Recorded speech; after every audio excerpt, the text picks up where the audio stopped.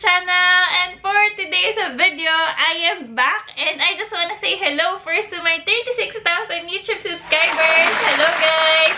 And I do apologize if it took me so long para makapag-upload uli ng bagong YouTube video dito sa akin channel ko. It's been really busy for the past weeks and months, but I am here, I am back. And guys, for today's video, this is going to be a special video because we are going to unbox a special package that came from Jabra Philippines. Ayan, Lord, sa dami-dami ng YouTuber, isa ako sa mga napili ng Jabra para padalhan ng package. Ayan, so, para saan nga ba itong package na to? So guys, Jabra Philippines sent me the Jabra Evolve2 40 to review and para naman makita natin gaano nga ba ka-legit yung noise cancelling feature ng product na to, no? So, unboxan muna natin siya with my, cutter. Yan. Speaking of unboxing videos, guys, marami tayo niyan coming soon. Tingnan natin kung ano ang laman ng unang-una, meron tayong notebook. It's a yellow notebook. Thank you so much, Jabra. And ito na. Ito na siya. Ayan. Ito na siya, guys. Charan! So, this is the Jabra Evolve 240. Ayan. Ayan. There. So, tingnan natin ano yung nakalagay sa kanya, no? So, dito sa front, nakalagay dyan is engineered to keep you on task, exceptional audio, outstanding noise isolation, superior comfort, 3 microphone call technology, designed for all-day comfort, noise isolating design. So, ano ka ibig sabihin nun? USB-A siya, guys. And then, sa likod naman, nandito yung mga parts nung mismong headset. Okay. Ayan. So, ang dami, no? Ang dami niyang feature. So, by the way, guys, first and foremost, bakit sobrang importante sa akin na noise cancelling headset, or anything that has a noise cancelling features, noise reduction, noise isolation feature, it's because I fully work from home. And ito yung parang bread and butter, no? ng aking work. Kasi, pag wala akong ganitong headset, I will not be able to communicate well during my meetings. Alam niyo naman, during my past YouTube videos, I am not using a 100% noise isolation or noise cancellation kind of headset. So, this is actually the first time that I'm going to have one. Thank you so much again, Jabra. Ayun, super excited ako na i-try natin siya today. So, we will be doing audio test, microphone test today, and para makita natin gano'n nga ba siya talaga ka-effective, and maririnig nyo ngayon, baka sa audio ko, medyo maingay yung aircon, baka maririnig nyo yung anak ko na nagko-computer, maririnig nyo siyang sasalita sa background, because I am using my Canon G7X microphone for this specific video, but later magsiswitch tayo sa video and audio microphone ng aking MacBook Air M1, ayan, para makita natin kung gaano ka laki yung difference. And also, baka marinig nyo yung bagong member ng family namin na tumatahol-tahol sa background. Ayan, subuksan na natin siya. Ayan. So, this packaging is thoughtfully crafted with 100% recyclable materials. How thoughtful. Okay, first things first. What's inside the box? Dito yung mga papers na hindi naman talaga natin pinapansin. Okay, next siya. Ito na siya. Ang cute naman. Ang cute ng kanyang, bag. Look at it. So, ayan. So, kita niya dito kalagay yung Jabra. Ayan. So, ito siya. Meron siyang parang flap dito. Cute. Open natin. And then, let's see. What's inside? La la la. Ayan na. Oh, ang ganda. Ang social. Ayan, At ang gaan niya compared sa mga gamit ko before. Ayan. So, tingnan natin. Ang ganda. Ayan, tingnan mo. So, naikot siyang ganito. Ito yung kanyang, ito na yung mismong headset. Okay. And then, this is the mic. Ay, teka lang ha. Natatakot akong galaw-galawin siya. Dahil dahil nga first time kong magkaroon ng ganito, Ayan. So, dito, sa side na to, makikita nyo, andito yung mga buttons niya. We have here I think this is pag mag-answer tayo ng call. Yan, this one. You have to click this one. And then, this will be the sounds. And then, andito yung kanyang for the ears. I don't know kung ano tong nandito sa gilid na itong naka-cover. Pero let's try this. Ayan. And I think dapat na-adjust din siya. Ayan. So, nakikita nyo rito, pull nyo lang siyang ganyan. Ayan. So, dapat ganito. Tapos, you twist it like this on this side. Ayan. O, syal. Ah, ganda.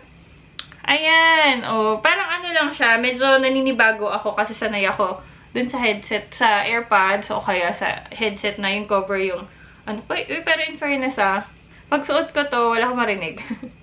Pag tinanggal ko siya, kakaiba. Ayan. So, anyway, tingnan natin. Ito yung kanyang cable. So, this is wired. Obviously, kita nyo naman. Wired siya, diba? Ayan. So, ito yung kanyang USB. Ayan. And then, dito sa diba guys, ang MacBook Air. Ang mga Macs, wala silang naka-lightning bolt sila. So, what we're going to do is I'm going to use this one extension. Ayan. Tapos, dito ko siya ikakabit. I'm not sure if we need to what do you call this? Install a driver. I think we need to install a driver bago natin siya magamit. So, guys, I will just set up the Jabra Evolve2. Ayan, nakita nyo. Maingay tayo dito sa aking background. So, guys, mabilikan ko kayo. I will just set up the Jabra Evolve240 and then gagawa tayo ng mga audio at saka microphone sound check. Alright? Be right back. There. Ayan. So, I am done setting up the Jabra Evolve240 on my MacBook Air M1. And then, what we're going to do is we're going to proceed with the sound checks ng ating microphone. Kung gaano ba talaga siya ka-noise cancelling, noise reduction, noise isolation, ganyan. So, right now, you are hearing the audio here on my Canon G7X. When I am wearing the headset, wala ko naririnig at all here, no? So, medyo, I don't know what you guys are hearing right now, but before I put this on, I can hear the dog crying. I can hear Arra playing behind me on the computer. And, naririnig ko rin yung construction na ginagawa dito sa building namin. So, I think those are the things that you'll be hearing on the Canon G7X audio. Opening my Zoom right now. And I'm already recording. So, again, I am not aware of any noise that you're hearing right now. Alright. Opening my Zoom right now. And I'm already recording. So, again, I am not aware of any noise that you're hearing right now.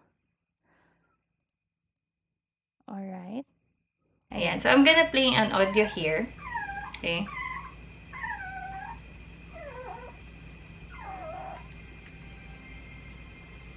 Okay. So, this is the audio of the Canon G7X.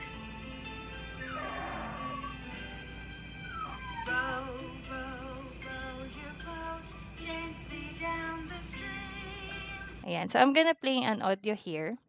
Okay.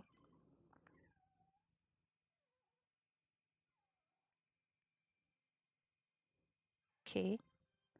So, this is the audio of the Canon G7X.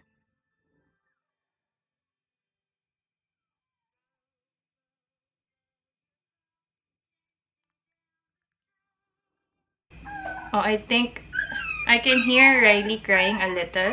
So, let's use that. So, you hear the dog crying right now. Oh, I think I can hear Riley crying a little. So, let's use that. So, you hear the dog crying right now. There you go, guys! Ayan, so kakabalik ko lang and kakatapos ko lang i-review yung ating audio comparison from the recording ng Canon G7X at saka nung mic comparison natin using the Jabra Evolve240, ayan, using my MacBook Air M1, and I can honestly say na sobrang galing. Sobrang sulit niya.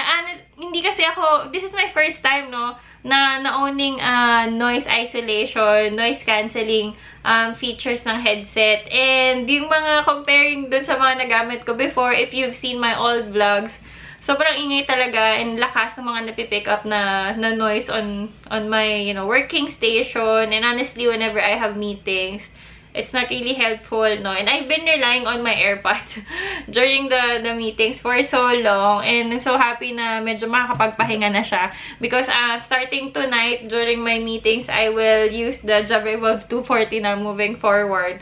Ayan, so para sa mga kagaya kong work from home, na full-time na. I've been working from home for the past, like, more than 5 years. I think 6 years na. 6 years, 7 years na ako nag-work from home. Sobrang okay mag-invest sa noise cancelling, noise isolation headset kasi magagamit nyo talaga siya. Especially if you're like me, you're a parent, you're a mom, you have pets on your household, or you have, you know, noisy gamer husband, gamer kids in the house. Sobrang helpful siya to make sure na you're not distracted during meetings and wala masyadong napipick up na noise during sa mga, during sa Skype meetings, Zoom meetings. Ayan. So, guys, if you are someone who is, you know, interested or looking for a noise isolation, noise cancelling headset like this one, I highly suggest that you check out the Jabra Evolve2 from Jabra, Philippines. So, make sure, guys, na official lang yung mga titignan yung shops online. So, I will link them down below. Do check out the description box and I will link down below yung official shop ng Jabra Philippines on Lazada Mall and Shopee Mall. And guys, don't forget that this coming 7/7 mid-year sale, naka-sale po itong si Jabra Evolve2 natin. So, currently, I can see sa ating app ng Lazada Mall na it's around 5,758 from original price of 6,499. So, less 8% siya, no, sa Lazada. I'm not sure with the other, with the Shopee Mall. And I think, habang papalapit pa yung ating 7/7 mid-year sale, mas magmumura pa itong headset natin. So, guys, I'd rather spend a lot na isang bagsakan versus mag-invest ako sa mga, alam mo yun, not so good brands or not so high quality brands tapos masira lang siya regularly. Kasi that's what I've been doing in the past. Like, alam niyo naman ako, kuripot ako, matipid ako. Ganyan. Pero hindi ko naisip na dapat pala, you know, in the long run, we also think about the quality of the materials that we are using, especially if it's for work. So, this is really a-okay for me. So, again, thank you so much, Jabra Philippines, for sending me your Jabra Evolve2 Super na-appreciate ko to. Until then, guys, see you soon on my next YouTube video. Don't forget to like this video, subscribe on my YouTube channel, and don't forget to hit that notification bell. See you soon! Bye!